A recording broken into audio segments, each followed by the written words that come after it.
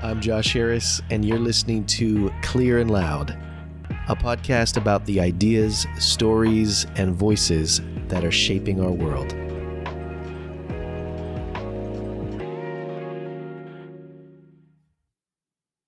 Today, my guest is Jon Ward. Jon is a journalist and the chief national correspondent at Yahoo News. With a career spanning 2 decades, he's covered American politics and culture extensively, serving as a White House correspondent aboard Air Force One and as a national affairs correspondent covering 2 presidential campaigns. Jon is also the author of Camelot's End, Kennedy versus Carter, and the Fight That Broke the Democratic Party. In his most recent book, Testimony, Inside the Evangelical Movement That Failed a Generation, Jon delves into the past 4 decades of the evangelical movement, examining its shortcomings and the consequences for those involved.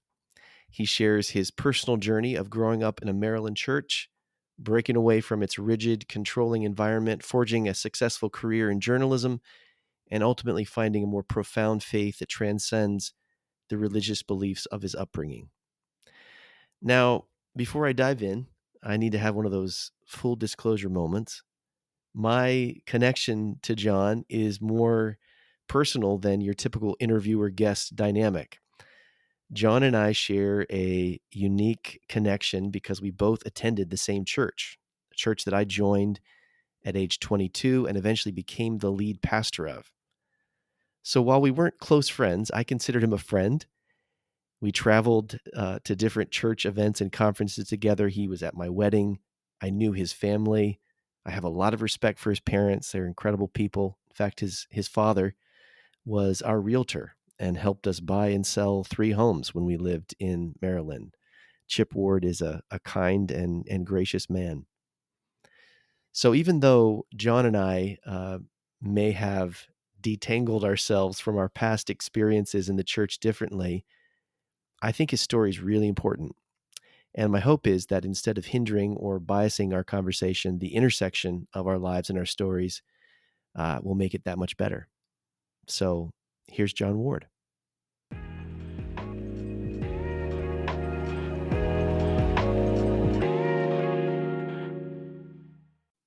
Jon Ward, good to have you on the show.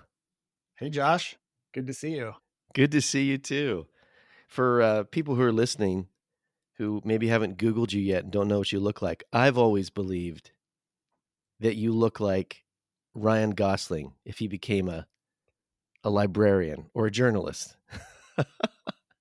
I'll take it. I know. It's a Like, compliment. I'm well, a big fan of Ryan Gosling, but it's great to see you. Great to have a conversation with you. Congratulations on the publication of your newest book. What has the response been so far? it's been really good.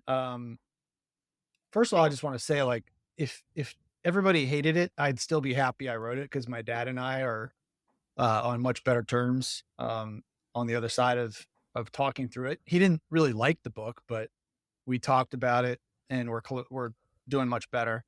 And I'm also just glad my kids will have it. Really happy about that. But the response has been really positive.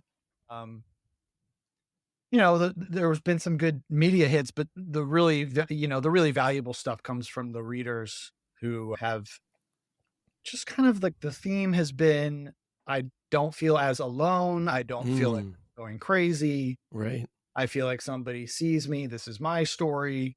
So that's always really nice to hear. And it seems like people have really been helped by it. And I didn't really write it as a self-help book. So I think like the most gratifying thing I can get out of creating something is when I feel like I've given somebody a real sense of joy.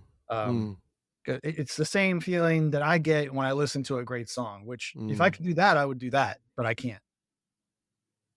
I feel like your book has a lot of sadness to it. There's a melancholy. Have you talked to people that feel a sense of joy just because they identify with the story and the experience, and it makes them feel less, as you put it, alone in the world? Yeah, I mean, when I use the word joy, I don't really use that word lightly. I think it was C.S. Lewis who said there's a kind of joy that makes you sad. Yeah. Uh, and I think there's that deeper joy that comes from resonating with something, Mm, with feeling like you've been expanded, like you do have had communion with somebody right. through the page. So yeah, there's a lot of sadness in it. I have always been sort of melancholy, Mm, at my core. At least that's been a part of who I am. But to me, that's not mutually exclusive with also deep joy. In fact, like if there isn't some of that melancholy, to me, the joy feels a little mm, cheap. superficial. Yeah. Yeah. Reading your book was an emotional experience for me Mm. because it critiques many aspects of what I dedicated, nearly 17 years of my life to, and it touches on people and places that are familiar to both of us. It really brought back a flood of both good and unpleasant memories as well as, like, feelings of regret, you know, because I participated as a leader in the church that you were Yeah. pointing out, a Yeah. lot of real problems in, and I found myself oscillating between defensiveness and just wholehearted agreement with your critique.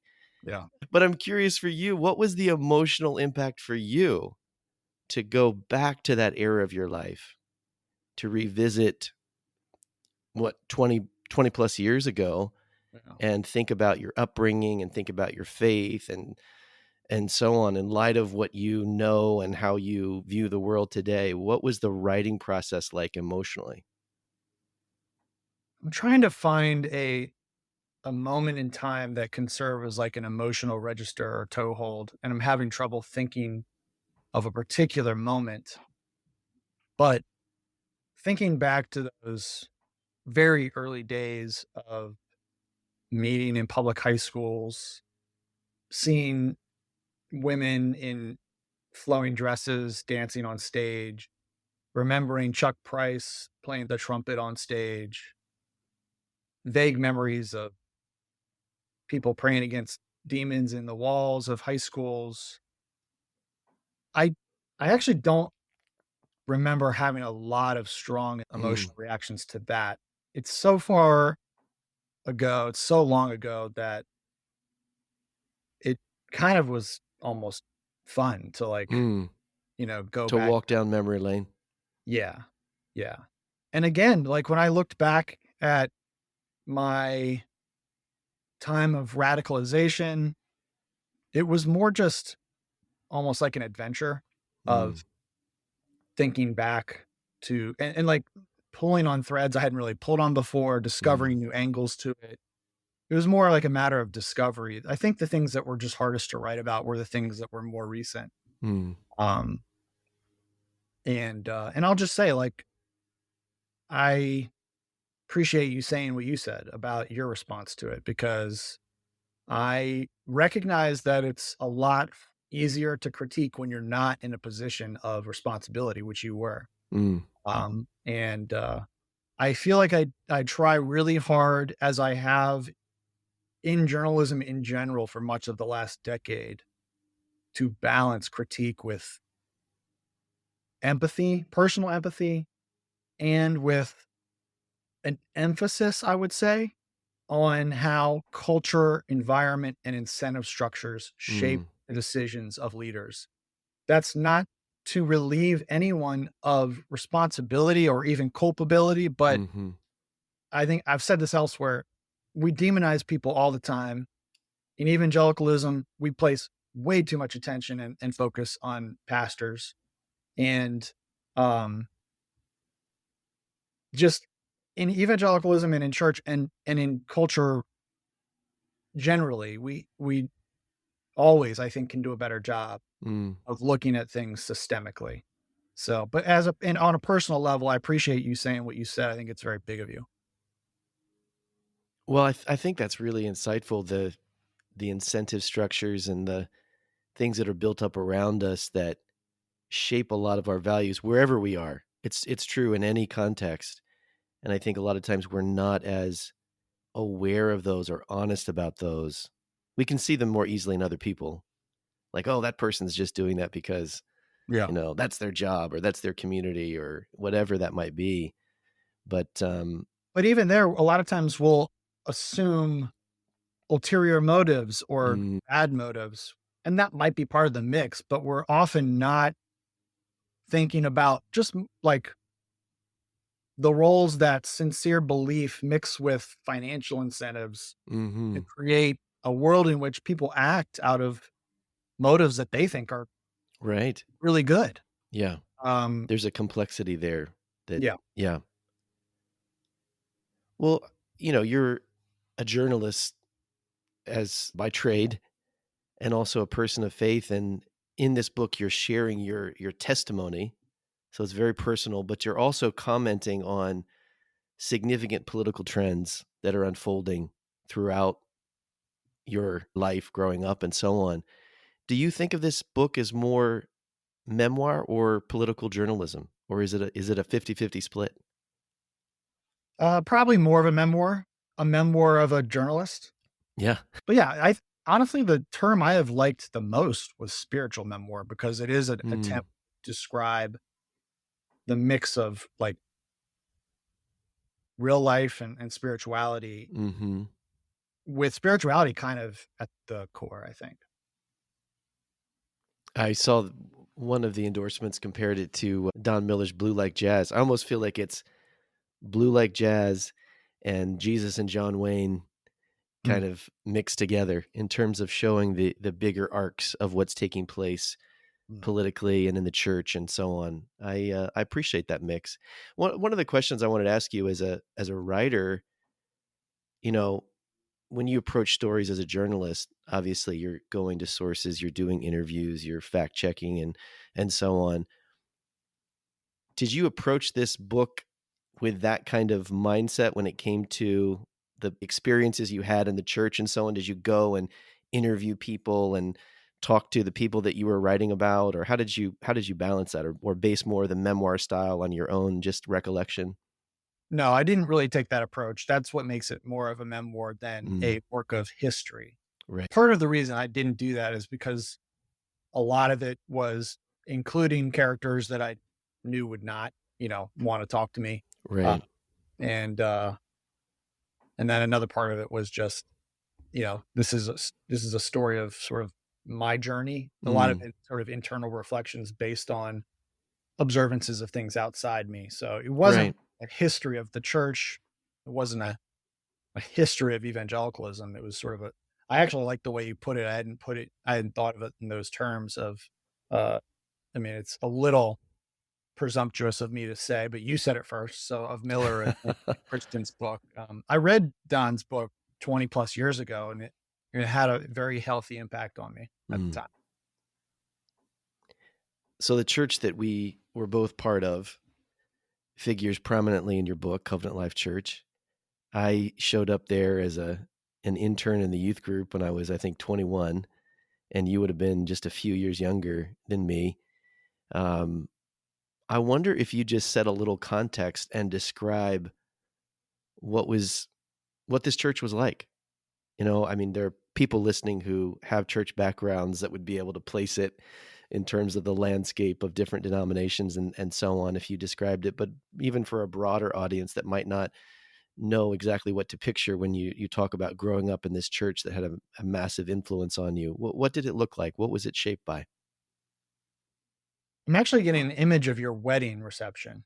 Um, was in the gymnasium of our church, which had I mean, these are funny little details, but it had a carpet floor that was also a basketball court. Yeah, what a romantic setting to get married in.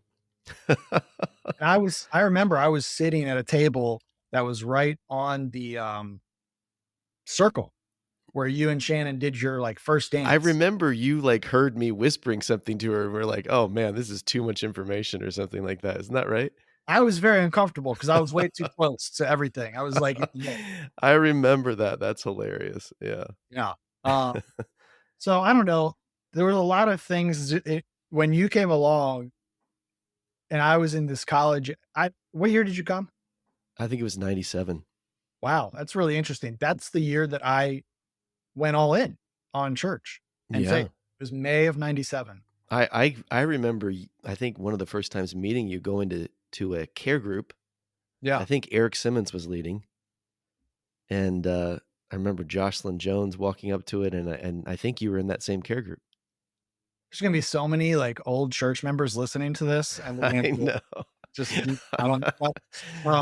But it was very awkward was one word that came to mind. I actually found, like, old, um, journal entries where, I kept a pretty steady journal, and most of it was just junk, like, meaningless, gibberish just about, like, you know, over spiritualized stuff. But Oh, there was man, my journals are the same, yeah, exactly the same. Yeah. yeah.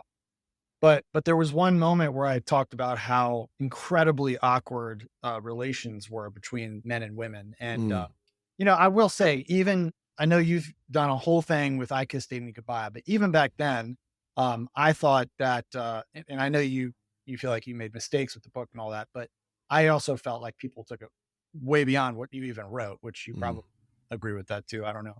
Um, but it was awkward when you came along. A lot of the people that were in that cohort of people my age, mm. um, were kids of original members. Right. And so these were people who all became pretty like dramatically born again Christians in the '70s. And I don't think it's a stretch to compare it to the M. Night Shyamalan movie, The Village, where people kind of created this community and tried to keep themselves and their kids, Mm, uh, away from the harms of the world. yeah. And that's obviously like well intentioned, but it didn't work out great in a lot of ways. And one of the interesting things in pulling on the thread of my own life and my own spiritual journey was realizing how there were spiritual experiences I had in that time where I was really embracing my faith, but there were also very human directed experiences. Like the church hired, a bunch of people. Brian Chesmore was one, and Brian met Mhm. me and like kind of intentionally like sought me out. Yeah. And he was incredibly kind, and gracious with me. Um, and I will always like be grateful for his kindness to me in that. But it was a human directed effort where the church was recognizing that like kids of original members, and they may have even stated this, were not as all in as they wanted them to be. And so Mm, they mounted an effort to do that. And yeah. so I had to kind of incorporate that into my own understanding of what Mm, happened. But that's basically, a bunch of kids or college students who had been in this very insular environment for a long time, who were then kind of being called on by the church to really go all in on church membership. And, mhm, in our church membership was kind of equivalent to Christianity. Like the mhm. things were viewed as kind of the same thing. We kind of looked at other churches like they were uh not as good. So if you were not all in on church and our church in particular, then your sincerity or your faith was somewhat in question. So very, very, very intense. Yeah. Yeah, I think that's a fair description. I think back to that time, right, when you were, as you put in the book, being radicalized, and, if somebody were to drive by the church, it looked like any kind of Yeah. suburban megachurch, big sprawling campus. You could almost mistake it for a shopping mall. It had grown up from, bouncing around different high schools to having its own building, its own property. It was growing dramatically at that time. And as you mentioned, had grown up from the Jesus movement and the kind of charismatic background. So people, when you mention ladies dancing in flowing skirts on stage, all our Presbyterian friends have no idea what we're talking about. But a lot of other people, they can picture the tambourines and the dancing and so on. You share in the book the trajectory of change and evolution in the church from being this very charismatic, experience oriented, seeking out the work of the Holy Spirit, the gifts of the Holy Spirit functioning and so on. What was the next phase that was happening right around that time, and how did that impact you personally? This is one issue that I actually did do a little reporting on, and I actually sent an email to CJ Mahaney about why. I Mm, mean, I sent him a couple questions, which I didn't get a response to, but one of the questions was about why the church went from charismatic in the 70s and 80s mhm, to whatever it was in the early 90s. I think they were already kind of transitioning or evolving a mhm. little bit. Yeah. But then you have this crazy Toronto blessing thing happen in Mm, 94, 95, and yeah. then Brownsville's happening at the same time. So it's a really bizarre, out there manifestation of Mm, people experiencing really high spiritual highs. The craziest were people barking like animals, but there was a lot of just sort of uncontrolled laughter, people falling down.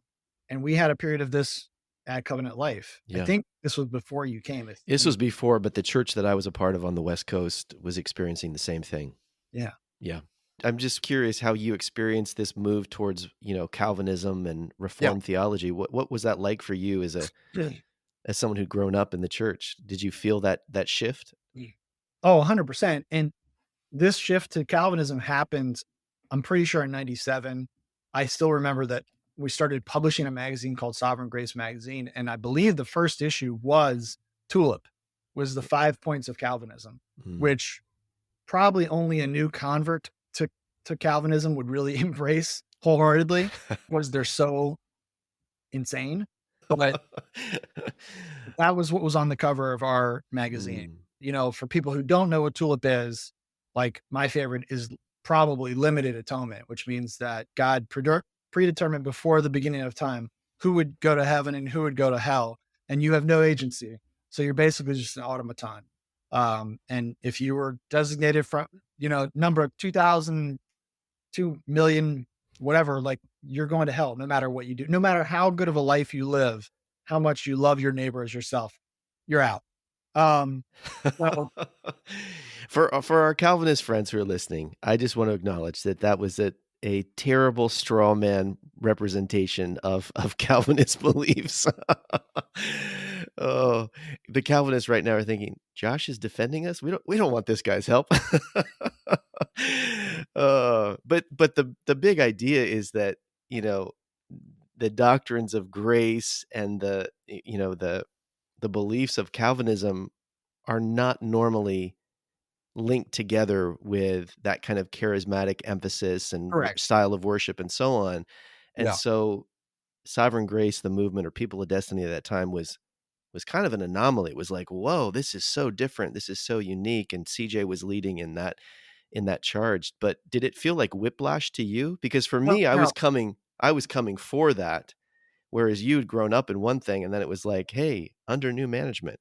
So I just was coming in ready to do kind of whatever, Yeah, because because this was your church. These are your people. yeah, and because I hadn't really invested all that much effort or time into Mhm. studying theology before that. So Yeah. May of 97, I really just go all in. And then, you know, I'm going to discipleship groups with Kenneth Moresco, and we're reading Grudem chapters out of Grudem's systematic theology. Mm. You were asking me about like the impact on me. And for a while it was great. Like I really enjoyed the intellectual conversation, quasi intellectual conversation. It was a framework that felt rigorous at the time. And then over time, that focus on original sin just became sort of the millstone, very heavy weight dragging me down. Yeah. Yeah, that emphasis was and I felt you described it so well in the book, this preoccupation with finding, identifying, confessing, feeling guilt over any expression of sin, which if you're a guy in your early 20s, sexual sin's gonna be at the top of that list. Or Nobody was nobody just was nobody had the cynical. millstone around their neck related to not, tithing enough or, all these other things. It was always related to sex usually. Yeah. But that preoccupation, it's just even as we're talking, I'm actually laughing to myself. I've never really thought about it this way, but it's almost like in the charismatic movement, there was this potential for chasing your tail when it came to experience. Mhm. And I feel like the pitfall on the reform side is that we got into this chasing our tails in the pursuit of sanctification, mortification of sin, this hyper evaluation of whether or not we were growing in holiness, motivated by grace and pursuing the gospel and, just this constant focus that was exhausting. Yeah, and when I write about the documents that Brent Detweiler published, Mm, obviously that transcript of the phone call with CJ and Larry Tomzak was rather disturbing and shocking. mhm, But in general, I thought the documents were an indictment of the entire culture, the leadership culture, the church culture, because it was exactly that. It was just an endless search for the most minor violations of the most, sort of minutia driven yeah, oral code. And I was just, even at the time, I write this, but I thought this at the time, like, what are we doing? Like, what? mm, And I'm saying about 2012, but I was like, what are we yeah, like? Why aren't we actually helping people with world problems? Like, we're just mm, spending all this time and money and energy chasing our tails. yeah. Well, that is a really, I think, insightful point that if you were on the outside of the movement and you read these documents, which for people who are listening, these were basically massive compilations of emails and interactions with leaders that were leaked publicly and showed a total breakdown in relationship of the highest level of leadership in this movement, which is called the apostolic team. But if you were reading this from the outside, you're like, okay, so maybe some of these guys were jerks to each other and Right. maybe a little arrogant and, Right. just normal assholes in organizations. Like, what's the Right. big deal? Right. You only can understand it if you had lived in this church culture where Yeah. we made such a big deal about all these little things Yeah. and we confronted each other and we challenged each other and we put people out of leadership because they weren't holy and godly and humble. And now, the top dogs and leaders weren't living by those same, I would say, ridiculous standards. Yeah. And so that's why people were outraged. But if you're on the outside of it, you're like, you guys are weird.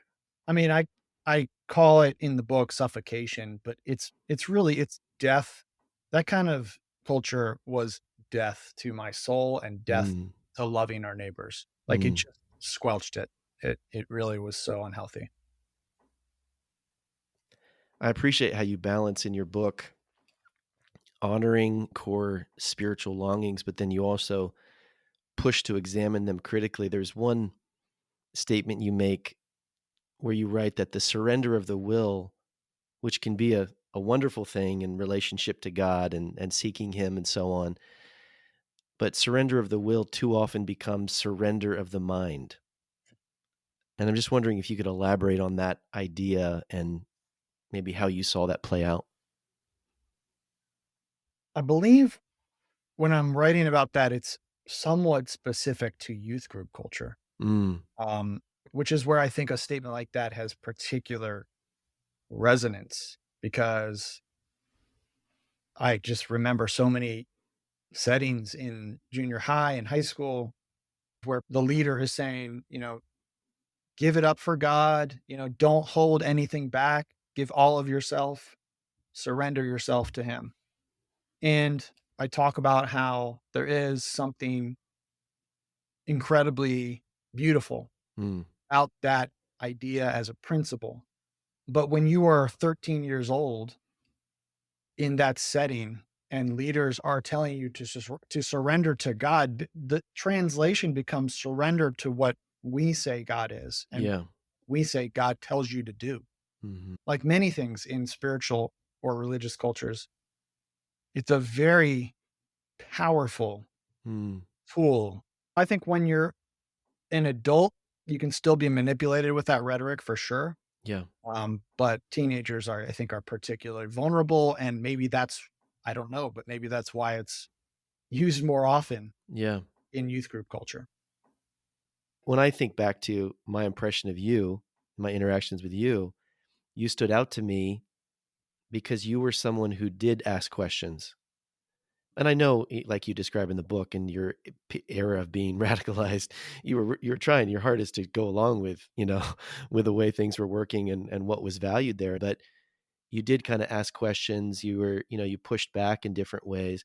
I think I had much more of a posture of embracing everything that I was being handed and just completely accepting that. But that is one of the forms of manipulation. Like, oh, well, you're bringing this question, but what do you think your motive in doing that is? Well, why would you be questioning us now? And um, Yeah, there was a but lot of that. There was. yeah, it just makes you, oh my gosh, and then of course you can't trust your own heart because it's totally wicked and deceitful, and your leader is challenging you in some way. And I both received that, and then I propagated. I mean, I did the same thing Sure. toward toward other people, Yeah. and I do think oftentimes it was subconscious. And I think of this more in relationship to having children. When you think you know what's best for someone, it's Yes. easy to think that you can kind of cut corners and Yeah. take away some of their agency because you're doing what's best for them. Yes. And when what's on the line ultimately could lead to hell, there's Yep. even more of a sense of justification. This idea, we know better, Mm, is a through line throughout our church and a lot of evangelical subculture. mm, I think it's a lot of the reason why there are so many parallel institutions and church bubble cultures. I think we know better is why the church so badly mishandled the sex abuse cases. mm. We know Yeah, better than the law enforcement. We know yeah, better than that's true. secular authorities. Mhm, I think it's partly why they have rebuffed the outside investigation because I don't think they did mm. that much wrong, probably because they felt like I can't imagine they still think they know better. Maybe they do. I don't know. Um, Well, I mean, I think that you're getting at the heart of so many of those problems. I remember discussions on the leadership team where we looked down on and critical of Tim Keller's church because they encourage people to go to trained therapists. Like, it was like, "Whoa, pastors should be doing that counseling." yeah, You know? And so there was this view that and this need to maintain this sort of absolute authority of pastors, and that our opinions about really anything, our opinion should be valued and respected when it came to business and whatever it might be, and marriage obviously, and parenting, and then counseling. Oh, you've got issues that you're working through, mental health. Oh, and it's not about mental health, it's about repenting and then sin yeah, and so on. And then someone comes and says, oh, our child was molested by this neighbor or whatever, and you think that you can sit down and counsel them through that, and when you've had no training. That's the mindset that we had, and that led to terrible outcomes yeah. for people. So I think you're exactly right. It's this belief that we know best, and we don't need, certainly we don't need government. Certainly we don't need, therapists and psychologists and I mean, doctors or whatever. It's like, no, we have the word of God. Just going back to the youth group culture, I guess I would just say since I don't think it's worth spending a ton of energy trying to convince people from that world that they're wrong or that I think that they're wrong Mm. because I could be wrong and they could be right, and that's Mhm. important to recognize. I think a better, healthy, more respectful way to teenagers to train them is sure, teach them absolutely what you believe, Yeah.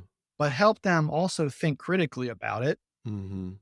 The reason I think a lot of churches don't do that is because it's not as easy to control kids that way. Yeah. But I think that respects their personhood. Mhm. And you have the much more pro-life position Mm. to do that. I just think that's so fascinating because I find when I have conversations with people on a number of different topics that if that person doesn't have that even willingness to say there's a smallest 1% or whatever chance that I'm wrong, it totally changes the meeting place of the conversation. It's not actually a conversation. It's convincing, it's arguing, it's manipulating. And Yes. so it's not an equal ground, and I find that place of even now as I've stepped away from the church in different ways, I try to maintain that sense of, "Look, I could be wrong. I'm wanting to learn, I'm wanting to be open. Yeah. That's a very difficult place to stay versus the certainty of Yeah. either side of the fence. Do you find that in your life that uncomfortable place is where you are trying to stay? 100%. That statement, I could be wrong, is freedom. It Mm, is freedom. It is life-giving. It is just a wonderful, beautiful, uncomfortable place to be. And it increases my need for reliance on an active sense of where mm, God wants me to be, or the Holy mm. Spirit, or, however you want to describe it. Why I is think that freedom? What is it freedom from? Why does it give you a sense of freedom? when you were describing how conversations with someone who can't acknowledge, I think you're locked in a prison of your own making. Mm, Certainty is a dungeon. mm, It just limits your ability to grow as a human mhm, being, mhm, and to live a life. I mean, I've struggled in recent conversations about the book to try to grapple or to stumble towards a description of what I'm talking about here. But what I keep coming back to is just faith and life as an adventure, mm, faith as a way of praising the world, as a way of loving the world. And mm, it's very hard to live that fullness of life that I think Christ does talk about and want for mm, us if you if you're so busy just fighting these battles all the time to try to mm. make other people think like you and act like you. You're putting it so well. You're living in such terror of the possibility of that of being convinced that there's a 1% chance that you're wrong. You're spending so much energy holding that at bay that you can't enjoy the person in front of you, learn something from them, see a different perspective. I think your mention of the word manipulation is really important, and I think your insight into, if you think you know what's best for someone else, you are willing to cut corners and diminish their agency. All of that rings very true to me Mm, and explains a little bit to me of why there was so much mm, manipulation. Um, mm. CJ Mahaney is a big character in your book. He loomed large in both our lives. I moved across the country and moved into his basement to learn from him and considered him a father in the faith, and he shaped so much of my vision for my life and sense of calling to being a pastor and so on. How would you describe him and his influence to someone who's never met him? mm, larger than life, Yeah. dominating, super, super charismatic, sharp, witty, funny, Mhm. cutting. Um, Guy in the room that everybody wants to be sitting next to and talking to. yes. And he knew it and he used it. I mean, to be a fly on the wall in his brain would be interesting because, again, I just don't know how much of it was intentional. Like, I just don't know how much he really realized how much a cult of personality had built up around him. Mm. Some part of him was obviously aware of it and encouraged it, but I don't know Hmm. how much. Your Yeah. dad was good friends with him from high school, is that right? My dad characterizes it as they were best friends in high Mm. school. I'd have no idea how CJ would characterize it. I remember CJ talking about your dad in that way. Yeah. And my dad actually spent a lot of time at their house, Mm. and was good friends with the whole family, all the brothers, and even CJ's parents. I have this distinct memory. I'm wondering if you remember this, but I have this memory of you saying sometime around this era, and I think it must have been after you had already gotten into writing and journalism in some form, but you saying someone should write a book about CJ's life, and I felt like you even implied, like, that you wanted to do that. Mm. Do you remember that? Does that sound like something younger you might have said? Like a positive book. Yeah, like a Yeah. positive book, like to Well, kind of that honor does his sound like legacy. something I would have said. I don't remember it, but I Mm, totally believe I would have said something like that. mm, Yeah. Yeah. I mean, I do tell a story in the book about just this totally obsequious way that I sent a poem that I wrote about my dad to CJ. mm. I think hoping he would ask me to read it on stage, and he did. Mm. Yeah. One of the really interesting parts of the book, and here we're kind of merging into the interplay of church world and broader secular culture and politics and so on. But you write about Al Mohler, who is and has been a very influential leader in the Southern Baptist Convention, president of the Southern Baptist Seminary, for a long time, a very close friend of CJ's and actually a defender of CJ, uh, even after all of the scandal around sex abuse and so on um, had come out. He really defended CJ, had him speak it Together for the Gospel and so on. But there's a part of the book where you're discussing Al Mohler's dramatic shift in allegiance towards two people, his shift in allegiance towards CJ and Donald Trump. Can you share a little bit of the story behind that? Because they were basically he'd been opposing Trump for a long time, and then he completely changed and kind of did the reverse with CJ. What did you observe in that transformation? The big picture here is that the I observed Al Mohler acting as a politician, Mm, but the backstory here is, and that's not necessarily totally a criticism, actually, because I don't think politics is bad. mhm. You know, politics is that was one of the things that really irritated me about the church. I was like, I'm gonna go write about politics because at least there people are honest about what they're Exactly. um They're not trying to cloak it in religiosity. It's like, "No, I exactly. just wanna maintain power, Yes, exactly. and I wanna beat that guy." Yeah, exactly. Um, Uh, but the backstory here is that in 2012, when CJ left Gaithersburg, moved Sovereign Grace to Louisville, mm, 12 or 13 or whenever that was.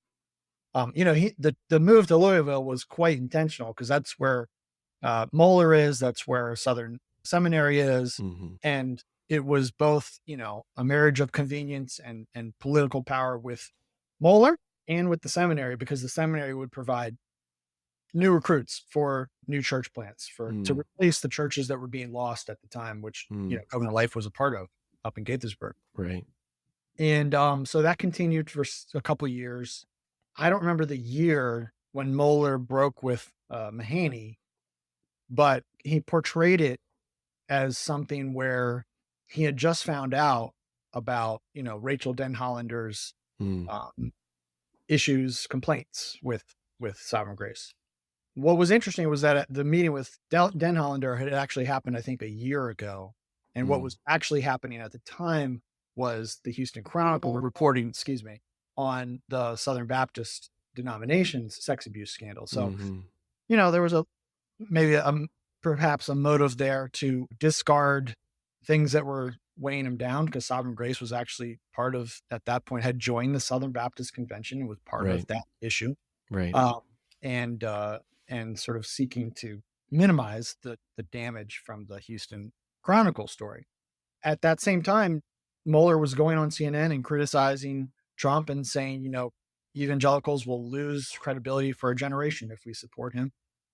And then 2020 comes around, and Mueller, I believe, was running for the head of the Southern Baptist Convention spot at that time. Presidency, yeah. Yeah, and that was when he flipped and endorsed Trump. And we all know from Russell Moore's story Mm. how Trumpy a lot of the Southern Baptist Convention has become over the last couple of years. Where Russell Moore was just basically attacked and vilified for criticizing Trump. Right. Yeah. Yeah. Can you talk about the impact of the Trump presidency on your relationship with your family and the challenges that arose there? Because that is a big part of your book's story and has been repeated in countless other families. Yeah. But how that played into tensions in your family and maybe tensions in your own heart in seeing the way the church was embracing a particular presidential candidate. Yeah. So for 20 plus years, I have pursued what I have thought for a long time to be my calling, which has a lot of import as a idea for anybody from a Christian or religious background. Yeah. It's just basically the idea that God created with a set of gifts and a particular, role in the world. Um, and and I felt that way about being a journalist. Mm. And I felt like I was motivated to do the work of being a journalist by my faith principles. Starting with the idea that truth exists Mm. and that we can know it. I will say my idea of what truth is and how we find it has evolved over time to become less about possession and more about pursuit, Mm. which is why I think it's important to always acknowledge that you could be wrong. Mm. And so I apprenticed. I started out um, covering writing about potholes in 2002. Um, This is and when you then were just getting your start as a journalist. These were the correct, assignments and stories you correct. had. Yes. And I came out of college knowing very little about anything. Partially because we had grown up in this bubble. Mm. And so, but I devoted myself to learning the craft of journalism, which is how to go out into the world, find facts, and convey them to your readers Mm. accurately, coherently, reliably. Um, and then I began over the years to very, very slowly learn how political power works. Mm. And then I began to layer onto that an understanding of political history. And that augmented and expanded my understanding of Mm. power, politics, all of those things. And I write it about how in 2008, my response to Sarah Palin was different, not dramatically, but notably, my response was different from my family's. There was a lot of sort of uncritical enthusiasm from some others. Mhm. I went to the convention. I watched her speak there. It was my first convention. My response was more cautious. I Mm. actually had a lot of sort of knee jerk conservative reactions, but I was also sort of countering that with a sense of slowing down, thinking Mm. critically, Mhm. analytically, looking at the angles. Mhm. So 2016, 2015 rolls around, and um, based on everything I knew from about 15 years of apprenticeship and learning and Mhm. acquiring knowledge and a little bit of expertise about a little bit of politics and history. Um, I I felt like I was able to see, but it wasn't just me, that what Trump was saying was not problematic because he had been married 3 times or because he said things that were crazy. Mm. I don't like those things. But the problem was that his was twofold, I would say. He showed an extreme disregard for and lack of understanding and a contempt for the system of government that we have Mm. that preserves freedoms for everyone. And he also was encouraging violence, which I think people forget. Mhm. He was actively encouraging physical violence, which is very concerning from a democracy point of view. Because if you cannot solve problems through government, through compromise, through processes, through institutions, then violence in the streets is how things get solved. Mhm. And so I began to raise these alarms to my family. I did some writing in public, but I was more measured. But I think I was fairly clear in public about this stuff too. My critiques were received as partisan, and I was called names like liberal or, other things like that. Um, and what made it hurt was I had devoted so much of myself to this calling, Mhm. and it truly was not it truly was not an ideological or partisan critique. It was a critique with a heart to preserve Mm. a system that upheld the freedoms for my family. A lot of evangelicals worry about religious persecution. Our Mhm. democracy is what protects minority rights. Yeah. And I was fighting to preserve that. Mm. And it was received as a partisan critique. And so that kind of set the template for the next several years. I think it's pretty unquestionable at this time. And when I say I was not the only one, I wasn't. There was what really kind of was amazing to me was that everyone that you could observe in those early days of 2015 and 2016 who knew anything about politics, both in a public way and a private way, which I knew a lot more about the private stuff because I was Mhm. talking to all these Republicans who were either Mhm. silent or maybe quasi supportive of Trump, but in Mm. private, just like, yeah, we hate this guy. Yeah. So I knew that nobody who understood this thought that this guy would be good for politics. Mhm. Nobody. The only people talking positively about him were people who, had a very strong personal or financial incentive to say so. So that set the template, and I think it's been pretty much demonstrated that uh, the concerns that myself and others expressed were borne out on January 6th. And you mentioned Sarah Palin's, vice presidential candidacy as sort of a, I don't know, John the Baptist to to Trump in a way, Yeah, where she embodied that kind of the style of politics that he used so effectively.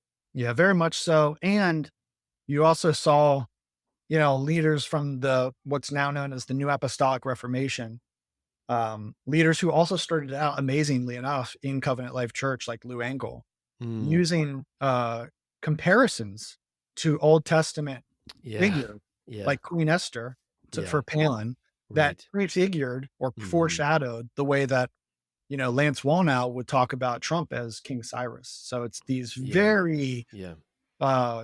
twisted uses of scriptural archetypes. Well, in the book, you use CJ and Lou Engle as these examples of two opposite extremes in their relationship to politics. What would you explain that? Yeah, I talk about them as archetypes. CJ would be more of the Calvinist stream, and Lou Engle would be more of the charismatic stream. Mhm. And what that just means is that the Calvinist stream, there was this thing called the New Calvinism, which came about, which Covenant Life was basically on the front lines of in the late Mhm. 90s, early 2000s. Colin Hansen wrote a book called The New Calvinists. I think that's what it's called. And this is just a focus on sort of orthodox theology, very conservative Calvinism, much more interested in sort of a bookish approach to Mm. faith, very conservative theologically, very conservative morally, um, but not that interested in politics at all. Mm. Whereas the charismatic stream um, was always more interested in impact, and a big dramatic Mm. faith. Uh, Mhm. and so those leaders like Lou Engle and Cheon, um, and the New Apostolic Reformation really did become the backbone of Christian Trumpism. And there's a great podcast called a limited series called the Charismatic Revival Fury. If you want to really go deep on the Interesting. NAR, Mm. which is so good by a guy named Matthew Taylor, and which is it's also part of the Straight White American Jesus podcast, I should say, with Brad Anishi. But you know, their their faith became very political Mhm. in the 2000s. It really ratcheted up in 2008 around the Obama election, Obama versus McCain, and Palin played a big role in that. Mm. And that podcast I just mentioned does a great job of explaining how this idea of the Seven Mountains Mandate really plays a big role around that time of galvanizing a more partisan, politically active, conservative, charismatic form of Christianity into politics. Whereas a Mm. lot of these people came from you know, parts of Christianity that were shaped in the 70s and 80s by a dispensationalism that said stay out of politics, like just Mm, stay in church, mhm. do the burn service 24/7, just worship all the time. Right. And now they're kind of becoming more political. So, um, Sean Foyt is probably the best example of a younger NAR, maybe adjacent type leader. Mm, He's been going to these rallies. I can't remember the name of them. Reawaken America, mm, which is like a mix of Christian nationalism and QAnon and all this crazy stuff. mm. That's very much still steeped in sort of a Trumpist approach to politics. I find all this so fascinating. I mean, I grew up in a family that was very involved in the pro-life movement. Um, I'm looking back, actually reading Jesus and John Wayne was very eye-opening to me, and just realizing how many of the figures in that had shaped my whole view of the world and faith and so on. But um, I remember being a kid and drawing caricatures of Jimmy Carter, Mm. like mean caricatures, and my parents praising me because they loved Ronald Reagan, you know? And, look back now, and I'm like, "That's so disrespectful." Number 1, here's this, man of faith, and I think Jimmy Carter, who I wrote a book about, is by far to me the most faithfully Christian president of the last half century. what's the name of that book? It's called Camelot's End. It's about when Ted Kennedy ran against Jimmy Carter in the Mm, 1980 primary, and it's basically a dual biography of the two men leading up to 1980. I'm very proud of that book. that's incredible. I really loved uh, researching it and writing it, and it also was a part of that whole education and Yeah. apprenticeship process leading up to 2016. Well, I just feel like as I look back, I mean, that book sounds, incredible. I I started to uncover all of the bias that was so, you know, baked into my life. Um, Yeah. and so much of that was shaped by the pro-life cause.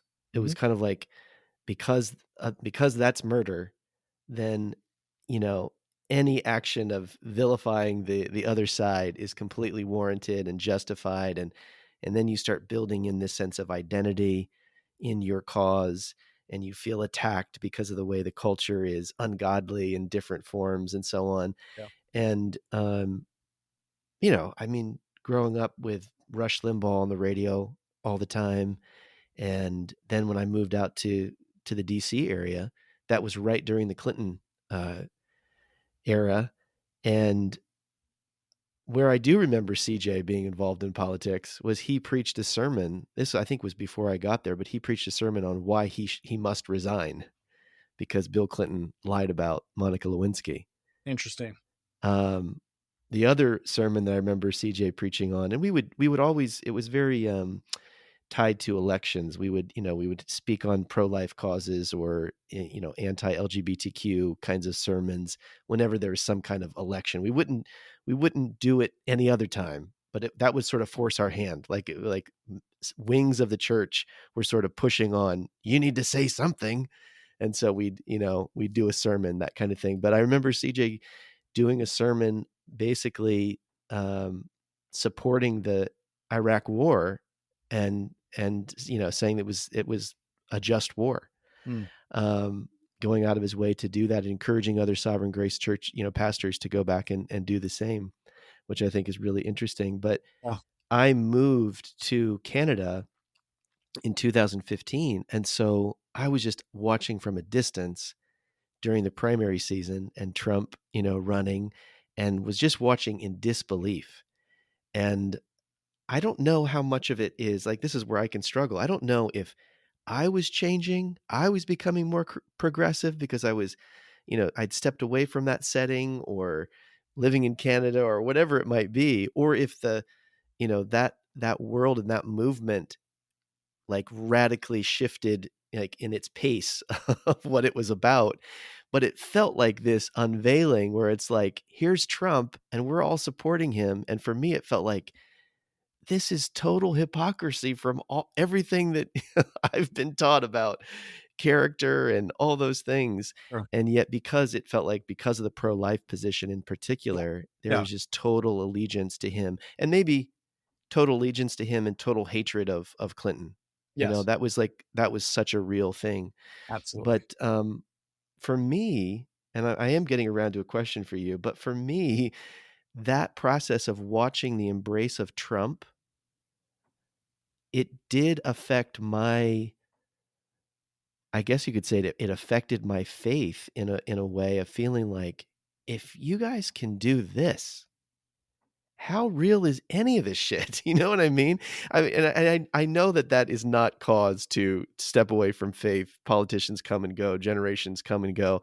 Yeah. But there was this sense of like, if all of these people who I have looked to, trusted in, learned from, and so on, can embrace this leader for whatever reason and what felt like so hypocritical to me, how much can I really, trust in all this other stuff that you've been saying? And QAnon is another source of that, where it's like, if people can so quickly embrace these, incredibly, what I view as incredibly ridiculous ideas and so quickly, Yeah. adhere to them as if they're scripture, what does that mean about everything I've believed about past generations and how it has to be true because they believed it with all their hearts? It's like, oh, wow, people can be really deceived on a mass scale.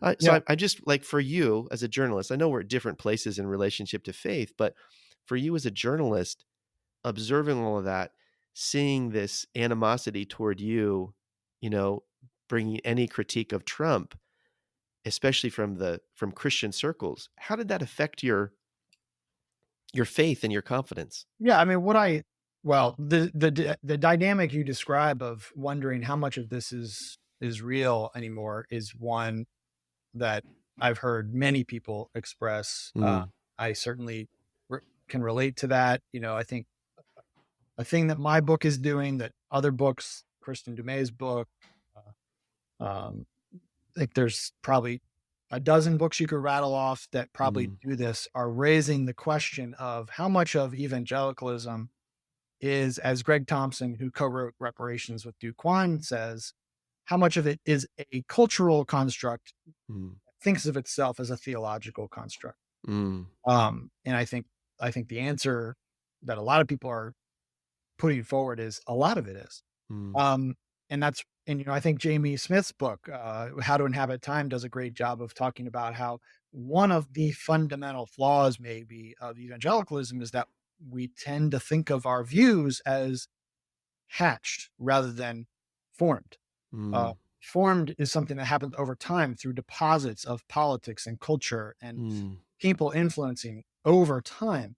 Hatched is something that happens once and for all, and the views are handed down on mm, stone tablets. mhm, But, what I saw in 2016 was political identity eclipsing religious identity. mm, And you know, I think that speaks to a lack of spiritual formation in church culture, mm, of going exactly to your point. We only talked about politics when we were pushed to do it to kind of double down on a cultural war position or mhm, a war or an election, rather mhm. than not necessarily always talking about politics, but having a way of engaging the real world. A holistic Um, approach to it, yeah. yeah, with a way that's talking about issues that are relevant to everyday life, Mhm, not in a combative way, but in a way of how can we be salt and mm. light in a real way, maybe. One of the sections of the book that I found really moving is a portion where you quote David Brooks. I just want to read this. It's a longer paragraph, but I'd just love for you to comment on it. I saw no reason to throw out my Christian faith, but I could also hold it with an open hand since I was open to the idea that I might be wrong about just about anything. Embracing an openness to being wrong was incredibly freeing and weirdly encouraging of my faith. I resonated very much in the summer of 2019, with David Brooks' description of faith. And Brooks writes, "The way I experience faith is not a block of concrete. Faith is change. Faith is here one moment, gone the next, a stream that evaporates." Love to hear you just reflect on that. Yeah, and I think it's from that same book, Second Mountain by Brooks, where he quotes Fred Buechner, where he says, you know, faith is something that if you can wake up and read the newspaper, Mm, and 5 out of 10 mornings you can say, "I believe this," um, that's great, but 5 out of 10 mornings, you probably should have some part of you that says, "I can't believe this," or I'm really mm, having a hard time believing this," or "I don't believe it," because that mm, makes the 5 times that you say, "I do believe this," shot through with sincerity mm, and joy. That's essentially what Buechner is saying there. And I would like to just sort of address the people in the room here, this virtual space, mm, who are wondering, like, if you think you could be wrong about anything, how can you stand for anything? mhm, Just sounds like relativism. And I just want to acknowledge that is um a legitimate question. mm, And I think and I don't want to just dismiss it as irrelevant. I think it's highly relevant. Um and that is sort of the test, or the assignment, is to come to the best approximation mm, of what it is that I know to be true and what it is that I believe to be true. And those are two different things too. mm, Um, and then to, engage in the world on mhm, the basis of those beliefs and those facts, and to be an agent for healing and life giving and restoration based on those things, but to hold it with an open hand, acknowledging, mhm, I think sometimes people use I think it's the Psalm where it says, lean not on your understanding, but in all your ways acknowledge him and he'll make your path straight. And I've had people say that, quote that to me and say, you something to the effect of, like, you think you know too much about this, mm, or, or maybe to say, like, we can't really know. Um, mm, when in fact, I think what it's saying is our unique purchase on realities is very limited, mhm, and we need to rely on others to help us understand it. But it's not saying you can't know. It's not mm, saying you can't, like, have a pretty firm understanding of what actually happened mm, uh, in the real world about this. What's amazing to me is that I've seen people treat things we cannot know for sure that require actually faith to hold on to them. mhm, And I've seen people treat those things with certainty, and say, this is absolutely true. I know it for sure. And there's no way I'm wrong about this. At least that's the way they act. mhm, And yet those same types of people have turned into relativists when it comes to things that we actually do know, such as, like, who won the 2020 election. And I spent mm, all of 2020 really digging into how to vote, what's voter fraud, what's election mm, fraud. mhm, Yeah. How much fraud happens? How much cheating happens? Is there cheating happening right now? Can you, cheat by vote by mail? How will all of that stuff? Like, I spent mm. all of 2020 only doing that pretty much. Wow. And so I knew it inside and out. And I was talking to Republican secretaries of state who are running their elections. And despite all of that, there was just this large group of people, my people, Yeah. who were believing these lies, or if I would bring it up to these people, they would say, "Well, we can't really know." No, we can know. Mm, Um, it's the things about ultimate reality that we can't know. We have to believe. mm. So it's quite a dichotomy. Dichotomy. You started out the conversation saying that you're grateful that you wrote this book, whether or not anybody else likes it, because of the effect that it had on your relationship with your dad. And you talk in the book quite a bit about your dad, I think in a way that honors him, but then you also are open about your disagreements about political positions and Yeah. the Trump presidency in particular. How did this book end up leading to some kind of healing and growth in your relationship with him? So he read it, he didn't like it, and I will say I'll probably question, I just sort of wrote this book and then decided to deal with the consequences to some degree. Mhm. And there was definitely revision and taking stuff out and all that. But I think going forward, I'm trying to assure my father that like our conversations going forward are not going to end up in another book. At the same time, when you birth a writer, that's the risk you take. You blame him. That's great. Wait, are you blaming your mom, actually? She birthed you.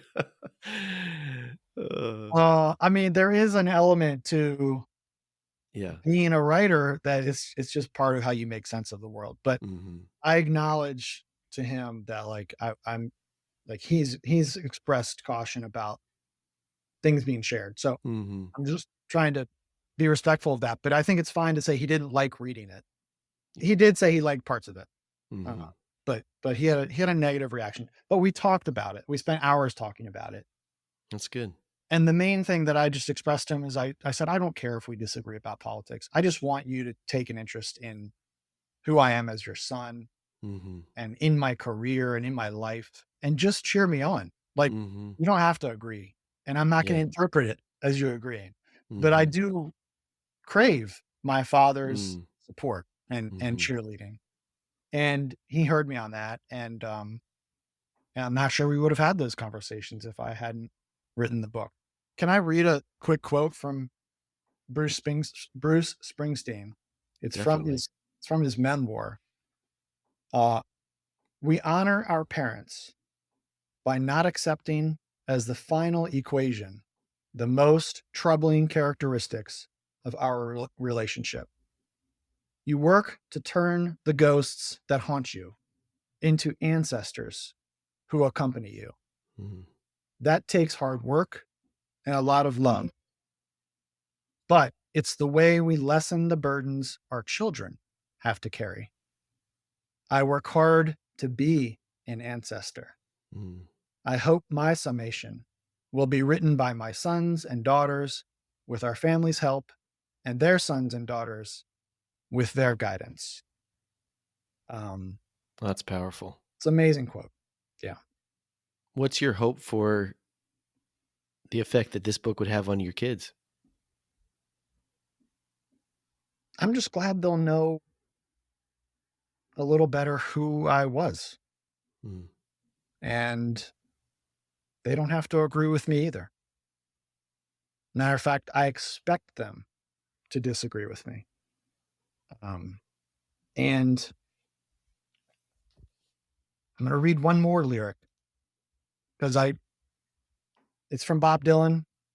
It's from The Times Are Changing. Come, mothers and fathers throughout the land, and don't criticize what you can't understand.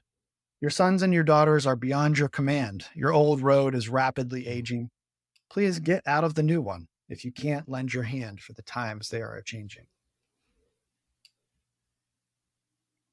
That's Yeah. the kind of parent I want to be.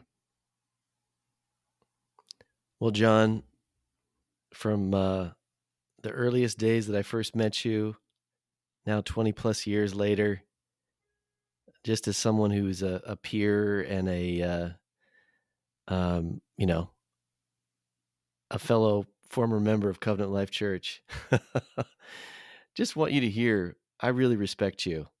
And I really am grateful for the work you've put into your career as a journalist.